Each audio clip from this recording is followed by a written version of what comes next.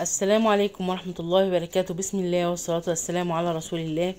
عدنا إليكم من جديد بفيديو من عند الحمام. النهاردة الفيديو مهم جدا جدا لكل مربين الحمام ولكل مربين الطيور. هيفيدكم جدا جدا بإذن الله. ما تنسوش اللايك والاشتراك في القناة لو عجبكم المحتوى. جزاكم الله خير. النهاردة هنتكلم عن مكون مهم جدا جدا، هو بنشتريه مش موجود عندنا في البيت، يعني حاجة مهمة جدا لتربية الحمام. كل الناس بتسأل وكل الناس بتدور على علاج للبيضة الرايقة وعلاج للبيضة الواحدة عند الحمام وعلاج قلة البيض. جايلكم منتج مهم جدا ورخيص مش غالي، حلو جدا جدا لصحة الحمام. هيخلي كل الحمام عندكم يبيض بإذن الله، والإنتاج هيزيد بسم الله ما شاء الله. حتى في الصيف هتلاقوا الانتاج زايد وكتير ما شاء الله، والحمام هيلحم العش في العش بفضل الله. حاجة رخيصة وموجودة، بتتباع في كل مكان. وطبعا المنتج اللي انا جايبه لكم دوت، لو انتوا عايزينه ان شاء الله هتلاقوه. هسيب لكم رقم وتتصلوا ان شاء الله يوصلكم لحد البيت. لو عايزين كمية منه موجود ان شاء الله، وهيوصل لحد البيت لاي حد عايزه. المنتج اللي معانا النهارده مهم في تربية الطيور جميعا، البط والوز والفراخ، خاصة اي حاجة بتبيض، خاص يعني مهم جدا لصحة العظام والانتاج البيض. ناس كتير عندها الحمام بطل يبيض، بسم الله ما شاء الله. لما تقدموا المنتج ده للحمام او للطيور عندكم هتلاقي بيكر بيض وهتلاقيه بيلحم العش في العش بسم الله ما شاء الله. انا عندي جوز دوت اهو، معاه ابنه، معاه الفرخه اهوت وبايض بسم الله ما شاء الله اهو. بيض اول بيضه، والزغلول لسه اهوت عنده حوالي 20 يوم او اقل من 20 يوم كمان بسم الله ما شاء الله، زي ما حضراتكم شايفين كده. يعني بيخلي الحمام يلحم العش في العش، اللهم بارك. وحجم البيضة بيبقى كبير جدا بسم الله ما شاء الله. وحجم الزغاليل بيبقى حلو جدا لانه مغذي جدا للحمام وكله فايدة بسم الله ما شاء الله. وبيكبر حجم البيضة وبيخلي الحمام اللي معوق يبيض وما يبقاش عندكم قلة انتاج في المكان. طبعا كلنا بنربي الحاجة وعايزين نشوف منها خير وعايزين نشوف منها انتاج. فطبعا لما تقدموا المنتج ده للحمام او للطيور عندكم هتلاقوا خير وهتلاقوا انتاج وهتلاقوا حجم البيضة كبير بسم الله ما شاء الله. يعني بيضة الحمامة البيضة مقربة على بيضة الفرخة شوية بسم الله ما شاء الله، اللهم بارك. حجمها يعني وسط، اقل من حجم البيضة بتاعت الفرخة بشوية، اللهم بارك. وهتلاقي الزغاليل طالعة كبيرة وحجمها حلو. لا طبعا لما الزغاليل تتغذى منه وتاكل هتلاقوا حجمها يعني كبير وجميل، لانه كله غذاء وكله فيتامينات عالية جدا. المنتج اللي معانا النهاردة غني بالاصداف وبالاملاح المعدنية وبالكالسيوم وكل حاجة، في كل حاجة موجودة فيه بسم الله ما شاء الله.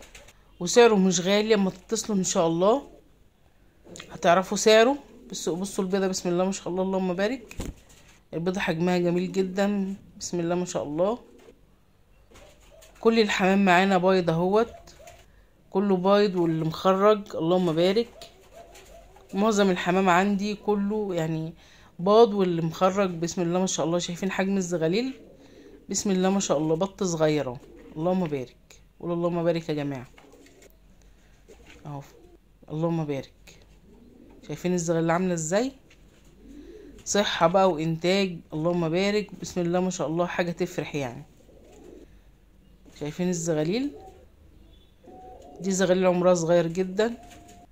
كل الحمام ما شاء الله بايض واللي مخرج اللهم بارك. وفي حاجات في العالي فوق انا مش عارفه اصورها، يعني 3/4 الحمام بايض وراقد، وفي حمام تاني مخرج، وفي حاجات كبرت وفي حاجات لسه بتكبر زي ما انتوا شايفين كده اللهم بارك. والزغاليل اللي على الارض بسم الله ما شاء الله كبيره برضو، حجمها حلو ما شاء الله. هنا في جوز بس مش عارفه اصوره، حلو عالي بسم الله ما شاء الله، اللهم بارك. ودي بيضة اهيت، يعني بسم الله ما شاء الله، ربنا يكتر الخير ويكتر الانتاج. حاجة تفرح يعني، وحاجة جميلة جدا جدا، من منتج بسيط وسعره رخيص جدا. المنتج اللي معانا اهو اسمه التحديق الاقوى، اسمه بيتا جرين، بيتا جرين او بيتا جريد، بيتا جريد اهو. يصلح لجميع انواع الطيور، مخصص للتربية المنزلية. بسم الله ما شاء الله، اللهم بارك. زي ما حضراتكم شايفين كده، والمكونات عليه هيت، في اصداف وفي املاح معدنية مهمة جدا جدا لصحة الحمام اهو. في كالسيوم وفي صدف وفي لسان بحر وفي اعشاب. بيصلح للدواجن وبيصلح لجميع انواع الطيور، وبيقي من الافتراس واكل البيض اهو. يحتوي على الفوسفور والصوديوم، حاجات كتيرة يعني. بسم الله ما شاء الله، اللهم بارك.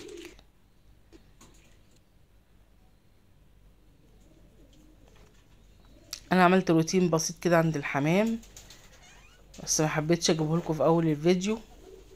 ده الروتين الاسبوعي بتاعي. انا عوقت عليهم شويه، المفروض مرتين في الاسبوع، بس انا عوقت اسبوع. زي ما حضراتكم شايفين كده المكان، كنسته كنسه نظيفه كده، ورشيت المكان. ويا ريت قبل ما ترشوا المكان، قبل ما تكنسوا، ترشوا المكان بميه بسيط كده، علشان نفسكم وتكونوا لابسين كمامه. هنبتدي ان احنا نشيل السقايات، هنشيل المسائل كلها، ونشيل الاكاله، وهنشيل كل حاجه موجوده، والبرانيك اللي على الارض ديت، وكل حاجه هنشيلها علشان ننضف تنظيف كويس. وبعد كده نرش اي رش موجود عندنا، رش طبعا خاص بالطيور. لو عندنا مثلا اكتوموسرين 5% بشري، ده بيقضي على السوس والحشرات الموجودة في المكان. موجود في الصيدلية، اسمه اكتوموسرين 5% بشري. ابتديت ان انا ارش المكان اهوت، وهبتدي ان انا اكنسه علشان نفسي طبعا.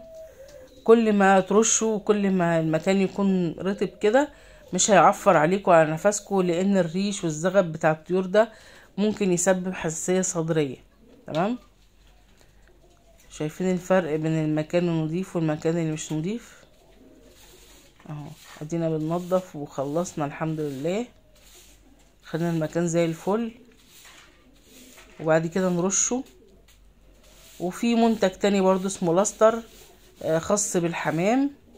لو عندكم متوفر في المكان اللي انتوا فيه مش متوفر، كلمونا على الرقم اللي احنا هنسيبه ان شاء الله، وبرضو هنبعته لكم لاي محافظة. المنتج ده بنرشه عند الطيور، بيقضي على جميع الحشرات اللي عند الحمام، وبيقي المكان من الحشرات لمدة 3 شهور واكتر.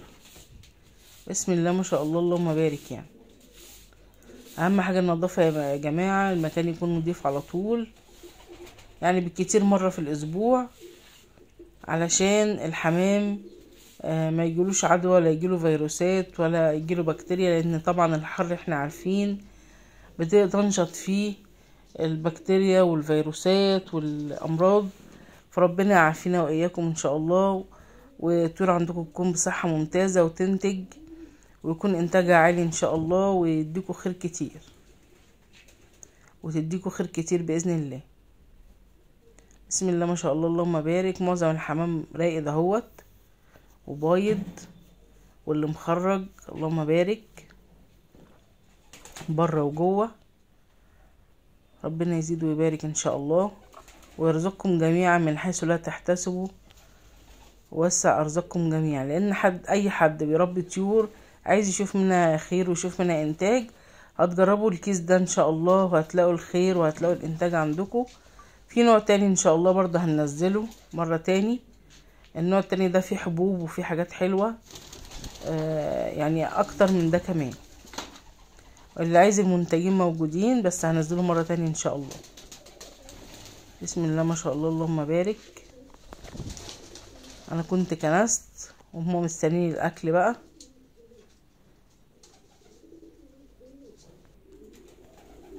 زي ما اوريكم الكيس من شوية اهو، انا حطيت لهم منه كذا مرة، وده كان باقي عندي اهو. ده شكله من جوه، عبارة عن حبوب صغيرة كده. واقول لكم السلام عليكم ورحمة الله وبركاته.